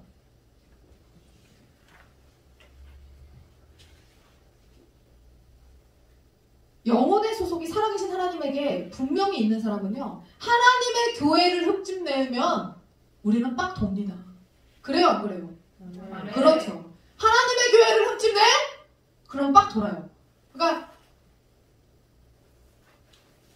이거는 주님의 몸된 교회 공동체를 진짜로 사랑하는 사람은요, 여러분 잘 들으세요. 교회 욕 먹을 때 같이 그 욕 먹지 절대 저쪽 편에서 교회 욕 같이 못합니다. 맞아요? 틀려요? 맞아요. 아주 JTBC에서 시리즈물로 내보내더만 타락한 목사님들, 뭐 성범죄, 뭐 교회 뭐 여러 가지 문제들, 아주 시리즈물로 아주 그냥 시리즈물로 대단하더만 그거 내보내더만요. 여러분, 잘못하는 교회들 있어요, 없어요? 잘못하는 목사들 있어요, 없어요? 있어요. 있습니다. 그걸 없다고 부인하는 게 아니에요. 있어요. 입이 100개라도 할 말이 없어요. 같은 교회로서, 같은 간판이 교회라는 그거로서 입이 100개라도 할 말이 없어요. 잘못하는 목사들에 대해서. 근데 이 잘못한 목사가 나는 아니지만 이 목사와 이 교회가 잘못해서 욕먹을 때 나도 같은 죄인이요 하고 욕먹는 게 진짜 그리스도인들이에요. 무슨 말인지 아시겠어요? 나는 그렇지 않아 라고 하면서 이러고 있는 사람들이 하나님의 몸된 교회를 사랑해본 적이 없는 사람들이에요. 여러분, 이 교회 공동체가 어떻게 생겨난 겁니까? 주님이 피로 값주고 사신 공동체잖아요. 그럼 우리 주님의 그 피값이 헛되이 될 때 그 헛되이 되는 거를 보면서 가슴 아파하고 안타까워하는 그거를 느끼는 게 정상이지. 나는 그 교회 소속이 아니야. 그러니까 저 썩어 빠진 교회, 저 목사, 타락한 목사, 저 잘못된 목사 하면서 같이 손가락질해요? 아니, 욕 먹는 거예요. 그냥 같이 욕 먹는 거예요. 왜? 그 모습이 우리의 모습이거든. 우리는 그런 사람들보다 조금이라도 낫다고 할 수 있어요. 우리도 어차피 쓰레기인데? 그 모습이 우리의 모습이에요. 그렇기 때문에 손가락질 못하는 거야. 그냥 욕 먹어야 되는 거예요. 그럴 때는 그냥 같이 욕 먹어야 되는 거예요. 맞아, 우리가 죄인이야, 우리 쓰레기야. 그 사람과 똑같은 쓰레기지. 우리가 이렇게 욕 먹어야 되는 거예요. 절대 주님의 교회를 같이 밖에서 같이 잘못을 했어도 비난하지 못하는 거예요. 그게 우린데? 여러분, 생각해보세요. 집에서 여러분의 아버지가 잘못했다고 칩시다. 어떤 죄를 지었어. 범죄를 저질렀어. 근데 내 아버지야. 내 아버지야. 사람들이 막 욕해. 그럴 수 있잖아요. 막 욕해. 진짜 너 누가 봐도 잘못했어. 그래서 욕해. 감옥 가. 근데 어떻게 해요? 그때 어떻게 해요? 자식은요 그냥 같이 욕먹고 있는 거예요. 진짜 자식은요 같이 욕먹고 있는 거지. 밖에 나와서 사람들하고 똑같이 막 사람들이 자기 아버지 그렇게 욕하듯이 아무리 무슨 큰 죄를 저질렀어도 자기 아버지 그렇게 욕 못해요. 진짜 자식은. 무슨 말인지 아시겠죠? 그 죄를 감싸주라는 게 아니라 그냥 같이 욕을 먹는 거라고. 아들된 죄로. 그런데 코로나의 진원지가 마치 교회인 양 욕을 하고 있는 그 믿지 않는 자들과 똑같은 편에 서서 목사라는 사람이 교회를 같이 가요? 이런 일이 있을 수가 있나? 그리스도인이라는 목사라는 사람이 그렇게 할 수 있나? 지금 이 받는 비난이 세상 사람들로부터 받는 이 비난에 대해서 하나님이 얼마나 마음 아파하시고 코로나가 터졌든 터지지 않았든 그 각 개개의 교회마다 하나님이 이 상황을 얼마나 애통해 하실 텐데 그것에 대해서 하나님 여기다가 불난집에 석유 뿌릴 일 있어요? 우리가 취해야 되는 스탠스가 지금 어떤 건지 아시겠죠?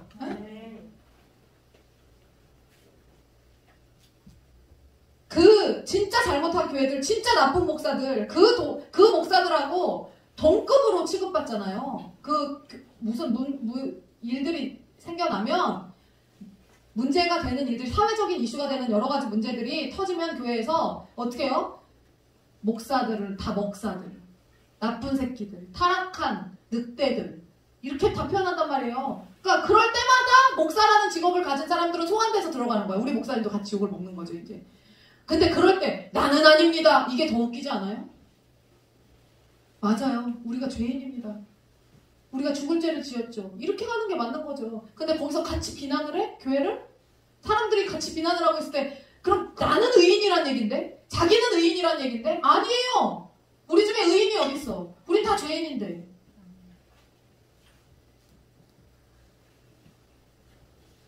절대로 교회를 부수려는 세력과 연합해서 같이 손가락질하면 안 되는 거예요. 그 손가락 부러져요. 우리 주님 피로 사신 몸된 교회를 난도질하면 안 되는 겁니다. 절대. 비난 받을 거 받고 잘못한 거 있으면 욕 먹고 새롭게 일 있으면 새롭게 돼야죠. 근데 그때 그것은 하나님이 처리하실 거예요. 그리고 같이 막 이렇게 하고 있으면 안 되는 거예요. 휘민이가 묻더라고요. 이 주중에. 아빠 엄마 근데 트럼프가 미국의 대통령이 되면 우리나라에 뭐가 좋아요? 우리는 트럼프를 막 지지하니까 열렬히. 자 가만히 생각해보세요. 아메리카 퍼스트를 외치는 대통령이 미국의 대통령인데 코리아에 좋을 게 뭐가 있습니까? 우리 엄밀히 따져서 아메리카 퍼스트를 외치는 대통령이 되면 사람이 대통령이 되면 미국에 좋지 우리한테 좋을 게 있어요? 없어요? 없어요. 그런데 우리는 왜 트럼프를 지지했을까요? 주님 나라의 유익이 되니까. 아멘. 주님 나라의 유익이 돼. 나한테는 유익이 하나도 없어. 그런데 주님 나라의 유익이 되니까. 대북 정책은 오히려 바이든이 마음에 들어요. 바이든은 족치는 스타일이거든요. 다 막고 막 틀어막고 막 대화 안 해. 니들 막 핵포기 안 하면 대화 안 해. 막 바이든은 이러거든요. 대북 정책만 마음에 들어요. 그래서 문재인하고 엇박자를 내고 있잖아요 지금. 벌써. 그래서 지금 미국 민주당은 호의적이지 않습니다. 그러니까 트럼프와 노선이 완전히 달라요. 그 북한 노선이. 트럼프는 쥐락펴락하는 북한에 대해서 쥐락펴락하면서 그러니까 막 이렇게 해갖고 밀당을 엄청나게 하면서 대화를 했잖아요. 근데 이 지금 바이든은요. 야 핵포기 안 해? 안 해. 대화 안 해. 니네 얄짤없어. 이런 식이에요. 근데 문재인이 이번에 열병식 할 때 신무기 보여줬잖아요. 이번에 열병식 했죠. 근데 신무기 보여줬거든요. 근데 그 신무기를 보여줬는데 거기다 대고 대화하자, 뭐 평화의 제스처다 이딴 소리를 했어요 문재인이. 그러니까 그것에 대해서 미국의 민주당이 지금 굉장히 성토를 하면서 제가 오기 전에 이제 기사를 보고 왔거든요. 굉장히 성토하면서 정신 못 차린다. 제가 잘못하고 있는 거다라고 하면서 막 굉장한 우려를 표하고 있어요. 근데 그럼에도 불구하고 바이든은 싫어. 우리가 바이든은 안 돼. 왜요? 주님 나라에 유익이 안 되거든. 주님 나라에 유익이 안 돼요. 바이든은 반그리스도인 세력이에요. 여러분 진짜 복음을 가진 자들은요 계산하지 않아요. 나에게 어떤 유익이 될까 계산하지 않아요. 손현보 목사님이 하신 설교 중에 최근에 하신 설교 중에 전 듣진 않았는데 제목 딱 보고 40분 설교가 그냥 들은 것 같더라고요. 제목이 뭐였냐면 믿음은 미래의 불이익을 예측하지 않는다. 그냥 한마디로 40분 45분 설교가 들은 것 같더라고요. 마치 믿음은 미래의 불이익을 예측하지 않는다. 제목만 들어도 울컥하죠? 하나님 나라의 유익만을 계산하게 되기 때문에 진짜 복음을 가진 자들은 그래서 내가 죽어도 그 땅에 십자가 꽂으러 가는 거예요. 계산하지 않기 때문에. 여러분 보세요. 박현진 선교사님이 우리 교회 와서 예배를 드리고 선교사잖아요. 선교사인데 예배를 드리고 자기가 후원받은 그 엄청난 돈을 우리에게 흘려주고 건축헌금한다고. 저는 이제 얼마인지도 당연히 모르죠. 얼마인지 모르고 선교사님이 휘민이와 마지막 수업을 하고 목사님 사모님 좀 앉아보세요 라고 해서 이제 집에서 앉았는데 봉투를 꺼내시길래 이게 무슨 뭐냐고. 왜 무슨 선교사가 봉투를 꺼내요. 말이 돼요?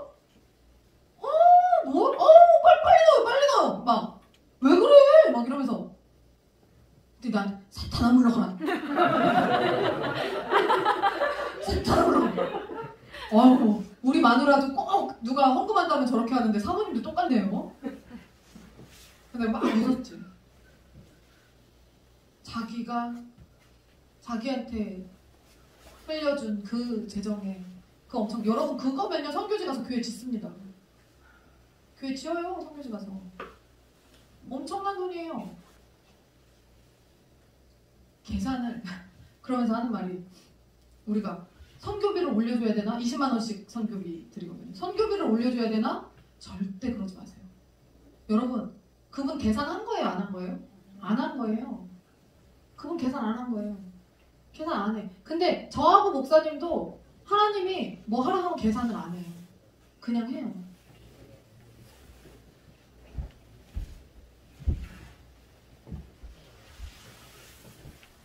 제가 가장 좋아하는 찬양이 김영표 목사님의 주의 십자가 지고라는 찬양이에요. 제가 가장 좋아해요. 근데 교회에서 한 번도 불러본 적이 없어요.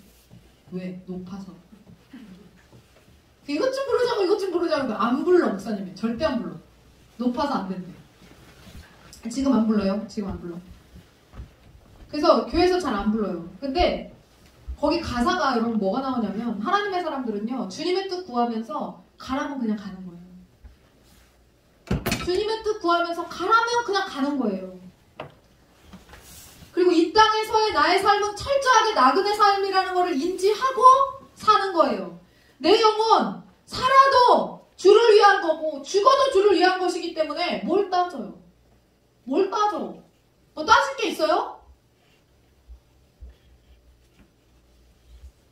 뭘 계산해? 계산을 아무리 해봐도 아들을 내어주신 죄인된 우리를 위하여서 아들을 내어주신 그 사랑을 이길 방법이 없는데 뭘 계산해요?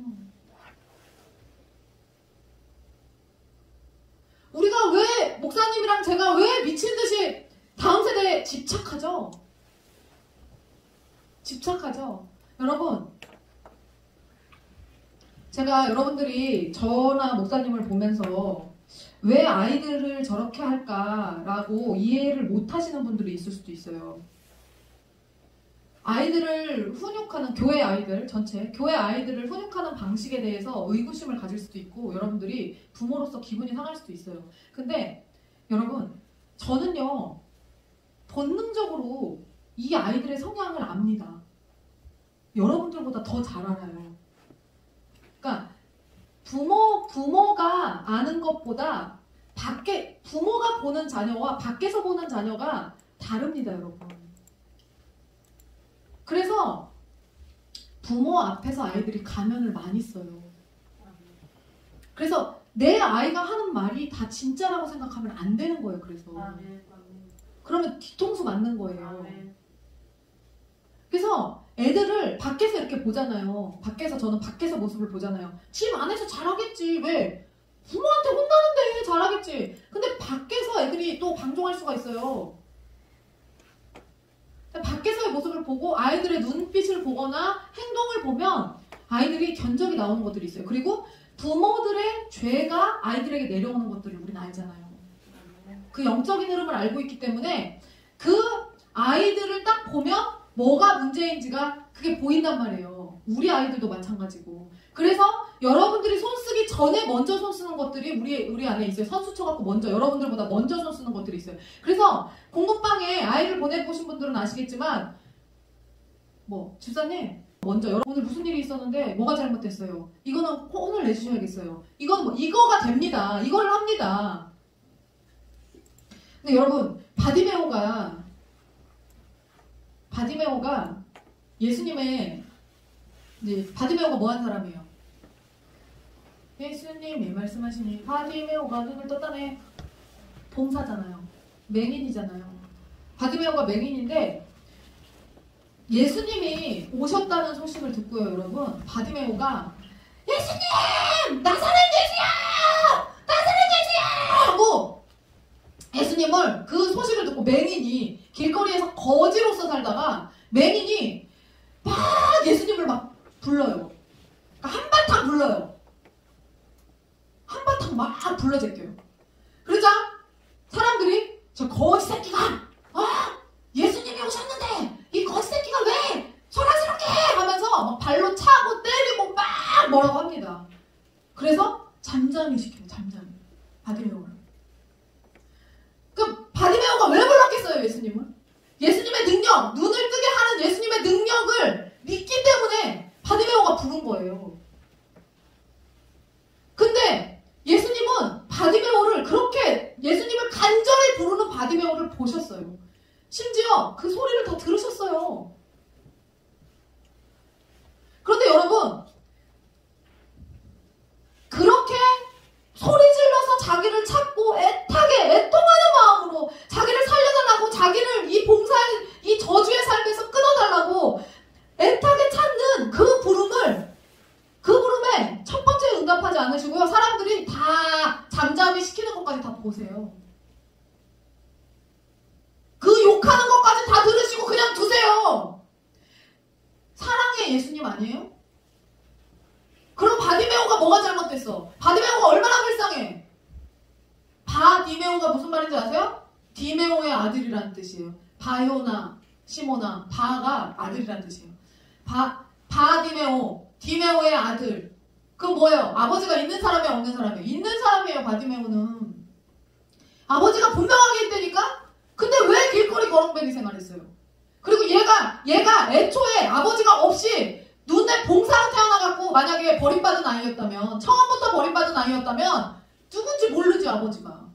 그러면 얘는 그냥 이름 없는 거지 새끼일 뿐이에요. 그런데 사람들이 바디메오라고 부르는 건 뭐예요? 디메오의 아들. 그런데 왜 거지 생활을 하냐고요? 나중에 봉사가 된 거예요.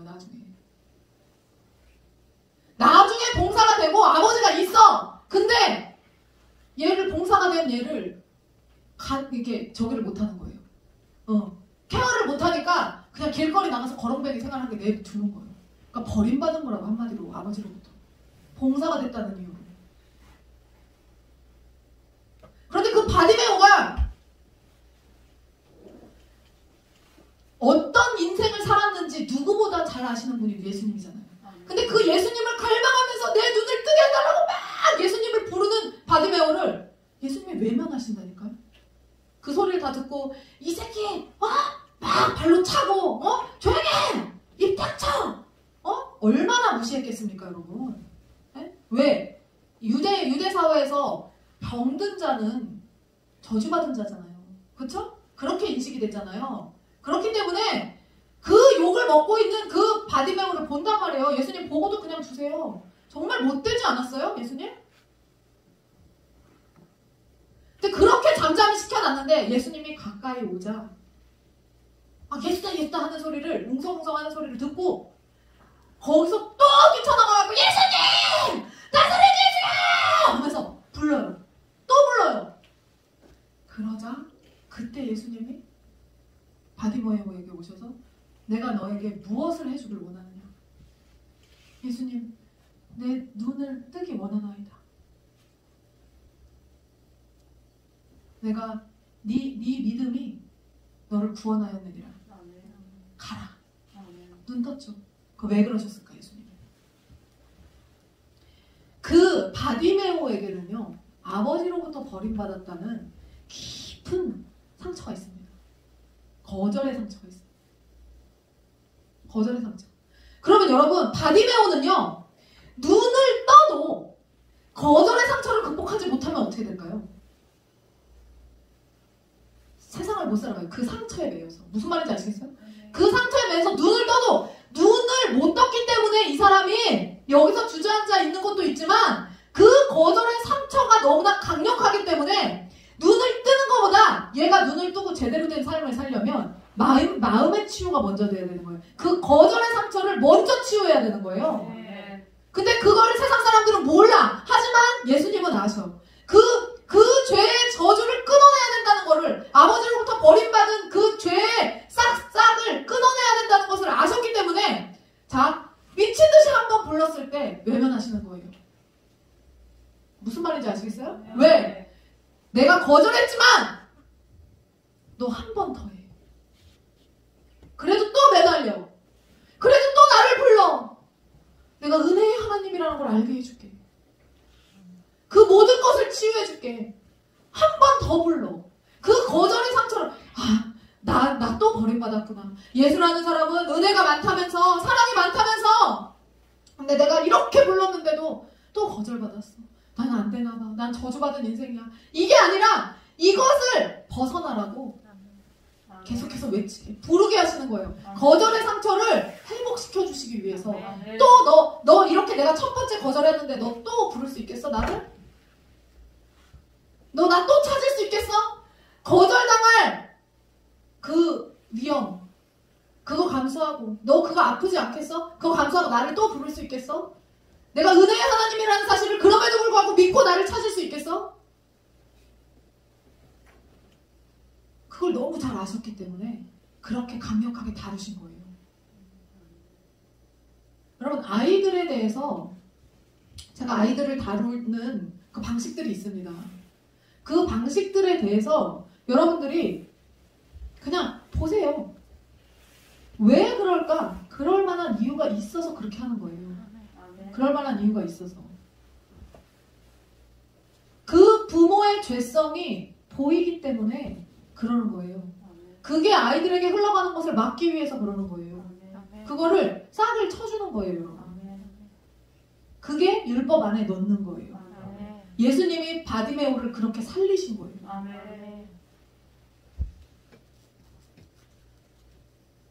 여러분 교회 안에 있다고 다 진짜가 아닙니다. 이거는 정말 분명한 사실입니다. 목사라고 다 진짜가 아닙니다, 여러분. 성도라고 다 성도가 아닙니다. 오늘 본문의 말씀 창세기 5장. 자, 에녹과 무드셀라와 라멕과 노아. 여기 지금 보이시죠? 에녹은 800년을 지나며 자녀들을 낳았고 또 에녹은 65세에 무드셀라를 낳았어. 65세에 무드셀라를 낳았는데 800살까지 살면서 사람들을 낳았죠. 자녀들을. 그 다음에 무드셀라가 이 세상을 살았던 인물들 중에 수명이 제일 긴 사람이라는 거 여러분 아시죠? 무드셀라 두루미인가? 뭐지? 김수환, 삼천가부자, 동방사 그거 있잖아요. 거기에 무드셀라가 나오는 게 그 왜 뭔지 알아 그거? 무드셀라가 왜 나와? 거기에 거북이와 두루미 왜 나오냐 이거? 오래 사는 동물들 뭐 그런 거 다 거기다가 오래 살으라고 이름을 그렇게 지었다는 거예요. 오래 살으라고 오래 사는 어떤 존재들을 다 이름을 갖다 붙여놓은 거야. 성경에서 제일 오래 산 인물이 무두셀라잖아요. 그래서 무두셀라가 거기 들어가는 거야. 무두셀라가 제일 오래 살았어요. 제일 몇 년 살았어? 무두셀라가?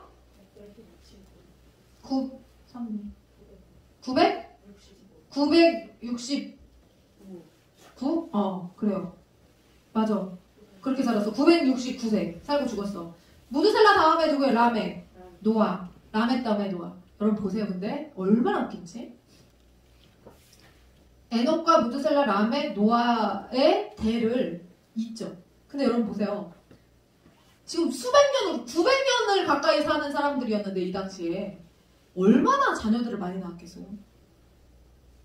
이 당시에는 여러분 무슨 지금처럼 여성의 가임기가 이때는 비가 한 번도 오지 않았던 창세 초였기 때문에 이 땅에 비가 한 번도 내리지 않았고 자연환경 자체가 태양에서 그 해로운 물질들이 나오지 않는, 그래서 인간의 수명이 최대한 길게 살 수 있었던, 1000년 가까이 살 수 있었던, 과학적으로 그게 가능했던 시즌이었어요. 이 시즌이.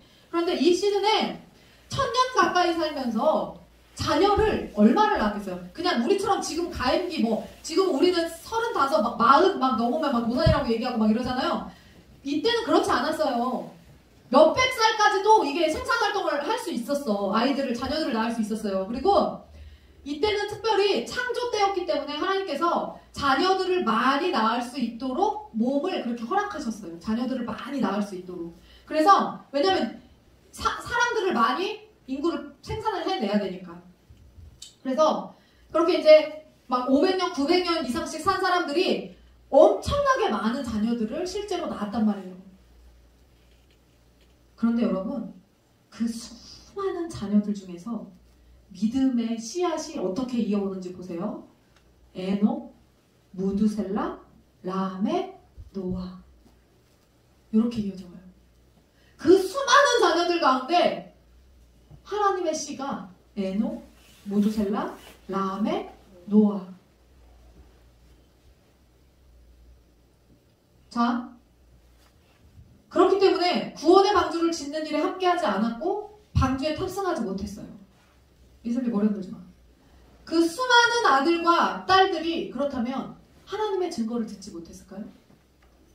자녀를 그렇게 많이 낳았는데 수백 명을 낳았을 텐데 이들이 낳은 자녀가 100년을 살면서 수백 년을 살면서 엄청나게 많이 낳았을 텐데 왜 믿음의 대는 이렇게밖에 이어져 오지 않다가 결국에 노아의 때에 와서 하나님께서 다 엎어버릴 거야!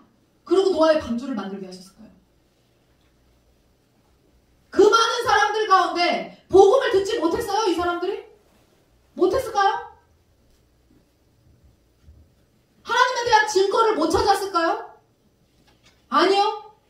여러분, 제가 예전에 에녹에 대해서 설교한 적이 있거든요. 에녹은 어떤 자였을까요? 에녹은 이때 당시 천국에 그냥 들려 올라간 사람이거든요. 죽음을 보지 않고 정말 이 땅에서 거룩하게 살다가 예수님처럼 그냥 이렇게 죽음을 맛보지 않고 들려 올라간 예수님의 모형이에요, 에녹이. 그래서 들려 올라간 사람인데 이 사람의 승천의 장면을 사람들이 봤어요.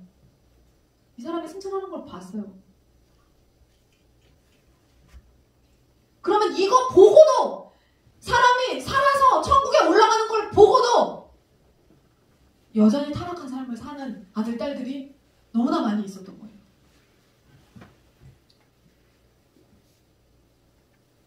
그들이 죄로 오염된 세상이 대세였기 때문에 그때 당시에 그냥 그 대세에 따라서 그냥 주님을 볼 기회가 진짜로 없이 그냥 복음을 접할 기회가 없이 그냥 그렇게 산 걸까? 아니에요. 자, 여러분 보세요. 에녹, 라멕 둘 다 어떤 사람이에요? 에녹과 라멕, 신기하게도 여러분 에녹의 이름이요 가인의 아들과 똑같아요. 가인의 아들, 가인의 큰아들 이름이 에녹이죠. 그래서 가인이 범죄하고 나서 타락한 상태에서 떠돌다가 에녹 성을 짓잖아요. 에녹 성. 자기 동생 아벨을 쳐 죽이고서는 막 떠돌죠. 유리방황하는 삶을 살다가 안정적으로 살아보겠다고 자기 아들 이름을 딴 에녹 성을 만들죠. 그런데 그 가인의 아들이었던 에녹이 말씀으로 제대로 컸을까요? 아니죠. 에녹은 여러분 타락한 그 에녹성의 그 에녹은요, 가인의 아들 에녹은요, 생육하고 번성하여 땅에 충만하라는 하나님의 명령을 정면 반박하는 그 이름입니다. 에녹성이. 왜? 거기 주저앉아 버렸잖아요. 생육하고 번성하여 땅에 충만하라는 퍼지라고, 흩어지라는 하나님의 그 명령에 대해서 거절하고 자기 가인이 유리방황하다가 안전한 곳에, 안정된 곳에 그 삶을 지향해서 정착해서 지은 이름이 에녹성이라니까요. 자기 아들 이름을 따서. 그러니까 그거는 하나님의 그 창조 명령에 정면 반박하기 위한 그 이름이에요. 그러니까 저주받은 이름이죠. 에녹성은. 근데 희한하게도 그 에녹과 승천한 이 에녹의 이름이 같아요. 라멕은 더 웃겨요, 여러분. 라멕 아시죠? 라멕이 어떤 사람이었어요? 라멕이 살인자잖아, 살인자. 사람을 많이 죽였잖아요. 그래서 라멕이 그 사람 죽이고 나서 막 자랑하잖아요. 네? 성경에 나오잖아요. 라멕이 나는 몇 명을 죽였다. 누구는 몇 명을 죽였대. 나는 몇 명을 죽였다. 라고 라멕이 아내들에게 4장 23절. 라멕이 아내들에게 이르되 아다와 실레여 내 목소리를 들으라. 라멕의 아내들이여 내 말을 들으라. 나의 상처로 말미암아 내가 사람을 죽였고 나의 상함으로 말미암아 소년을 죽였도다. 가인을 위하여 벌이 7배일진데 라멕을 위하여는 벌이 77배이로다. 지가 뭘 잘했다고 지금 이렇게. 에? 라멕은요, 여러분, 라멕과 이 에녹도 여기 나오죠? 아내와 17절에, 4장 17절에 아내와 동침함에 그가 임신하여 에녹을 낳은지라. 가인이 성을 쌓고 그의 아들의 이름으로 성을 이름하여 에녹이라 하니라. 이게 여러분 저주받은 씨앗이 여기 이렇게 지금 등장하고 있는 거고요. 저주받은 가문. 지금 가인의 후손들이 이렇게 이름을 족보에 올린 거고요. 뒤에 희한하게 예수님의 족보, 셋의 족보에 올라온 이름도 똑같이 노아의 아버지가 라멕이잖아요. 노아의 아버지가 라멕. 근데 가인의 아들 에녹, 그 다음에 그 살인자 라멕과 똑같은 이름으로 이쪽 편에 서서. 무슨 말인지 아시겠죠? 이 족보가 같은 이름으로 동명이인으로 하나는 저주받은 족보에, 하나는 예수님의 족보에 들어가 있고 축복받은 족보에 들어가 있고 둘 다 마찬가지인 거예요. 여러분, 이게 의미하는 게 뭐겠어요? 동시대를 살았던 동명이인의 사람들이 하나는 저주받은 족보에, 하나는 축복의 족보에 이름이 올라가 있어요. 그건 뭐예요? 나의 선택인 거예요. 네? 복음을 들을 기회가 없었던 게 아니란 말이에요. 오히려 죄악된 세상에 포위된 성도를 어떻게 하나님께서 믿음으로 세우시는지를 나타내는 결정적 증거의 이름이 바로 이 두 사람의 이름인 거예요. 이때 다 저주받을 짓 하고 살지 않았어요? 그런데 어떻게 복음을 지켜낼 수 있었을까요? 아니, 여기 봐. 같은 이름인데 이 사람들은 이 복음 지켰잖아. 여러분, 결과가 중요하다고 그랬죠? 과정이 뭐 어떻고 하나님 앞에서 뭐 하나님 과정이 이래서요 저래서요. 아니, 소용없다고 그랬죠? 지난주에 뭐라고 그래서 예배했어 안 했어? 결론은 그거로 난다고 그랬죠? 그래서 너 예배의 자리 지켰어 안 지켰어? 결론은 이거라니까. 그냥 다 필요 없어요. 그래서 내가 가라는데 갔어 안 갔어? 그래서 순종했어 안 했어? 이거예요. 여러분, 저하고 목사님이 선교사로 나가려고 준비했었잖아요. 그래서 실제로 집을 다 처분했잖아요. 진짜 집을 다 처분하고 한국 생활을 다 정리하고 남편 먼저 들어가고 3개월 있다 저 딱 들어가려고 한국 생활을 다 정리했어요. 차도 넘기고 집도 넘기고 다 정리했어. 가라는데 가야 되니까. 그게 여러분 쉬운 거 같으세요? 그냥 어느 날 갑자기 하나님이 가래, 외국으로 가래. 그 정리하고 가야 돼. 여러분, 우리가 아무것도 없었는데 정리할 게 그렇게 많더라고요. 정리하고 갈 수 있어요? 엄청 어려운 일입니다, 그거. 가라면 가야 돼요. 그 중요한 게 뭐냐면 하나님 정리할 게 너무 많아서요. 아니, 왜 여러분, 네 재물을 다 팔아서 가난한 자들에게 나눠주고 나를 따르라. 부자 청년에게 예수님 말씀하시잖아요. 어떻게 하면은 구원을 얻을 수 있냐고 했을 때 네 재물 다 팔아서 가난한 자들에게 나눠주고 나를 따라. 나에게 갖고 오라는 게 아니야. 주님이 뭐라고 다 나눠줘. 가난한 자들에게 나눠주고 그 다음에 나한테 와. 그렇게 말씀하시거든요. 그랬을 때 우리는 어떻게 얘기해요? 우리는 결론이 뭐예요? 그래서 했어 안 했어 이렇게 보죠? 똑같아요 여러분. 하나님은 그래서 결론이 어떻게 있어? 순종했어 안 했어? 그거로 봐요. 그 사람이 얼마나 갑부였는데 얼마나 부자 청년이었는데 그게 쉬웠겠어요? 그 결정이 어려웠지. 어떤 상황이 있었겠지. 성경에 그거 나와요 안 나와요? 안 나와. 불순종한 것만 나와요. 그냥 다. 코로나 시대에 우리의 신앙도 하나님이 그렇게 그냥 다시는 거예요. 억울하지. 억울할 수 있죠. 우리는 안 억울하지만 억울할 수 있죠. 다 상황과 입장이라는 게 있는데 하나님 왜 그거 배려 안 하세요? 필요 없어요. 그냥 그래서 순종했어 안 했어? 그래서 예배했어 안 했어?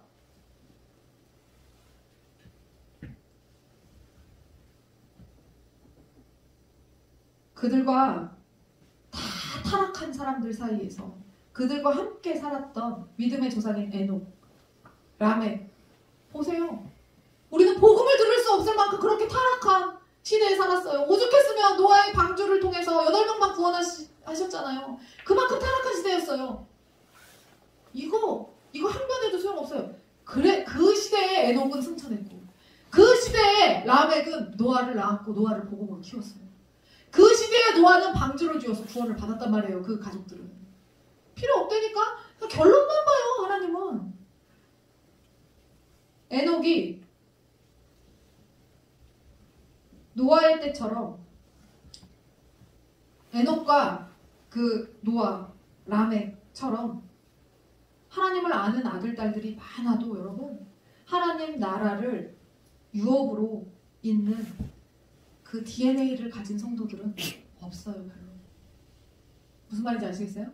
지금 이 족보를 통해서 흘러내려오는 복음의 DNA를 가진 자들의 이름이 나오잖아요. 그런 자들이 많지 않아요. 하나님을 아는 사람이 많은 것 같아도. 우리가 입술로만 하나님을 아는 수많은 무리가 모인 그런 교회, 공동체 그거를 자랑할 것이 아니라 하나님 나라의 유업을 이어갈 결정적인 제자가 돼야 되는 거예요. 그 DNA를 가진 제자. 아멘. 그게 진짜 승리하는 거예요. 아멘.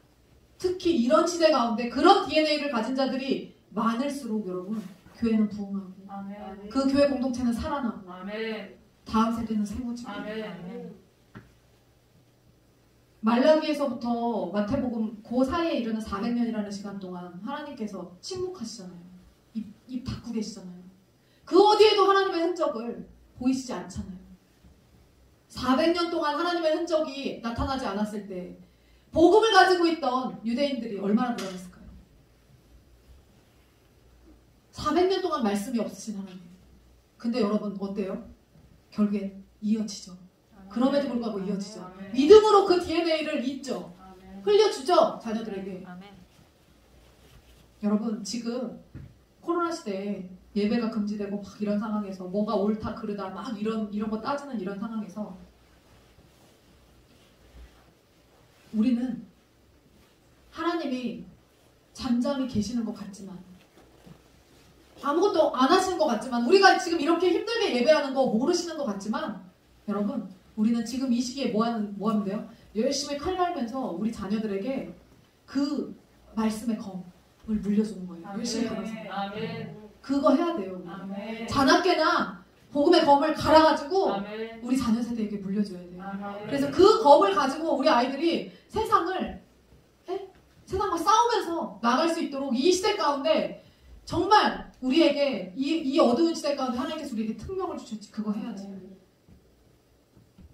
주의 십자가 지고 가라면 가야지. 하람을 해야지. 십자가 꽂아야지. 그거. 모든 땅의 끝이 기근이라도 가야지 그곳에. 계산 안 하니까. 우리는 계산 안 하니까. 그런 하나님의 자녀들, 그런 DNA를 가진 주님의 제자들로 세워지란 말이에요. 이럴 때.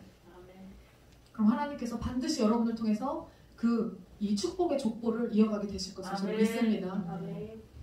찬양 같이 하시죠. 그래서 기도하겠습니다. 하나님 감사합니다. 주님을 정말 사랑하는 하나님의 족보를 잇는 거룩한 DNA가 있는 우리 하늘공교회 성도들로 다 세워질 수 있도록 아버지께서 인도하여 주시옵소서.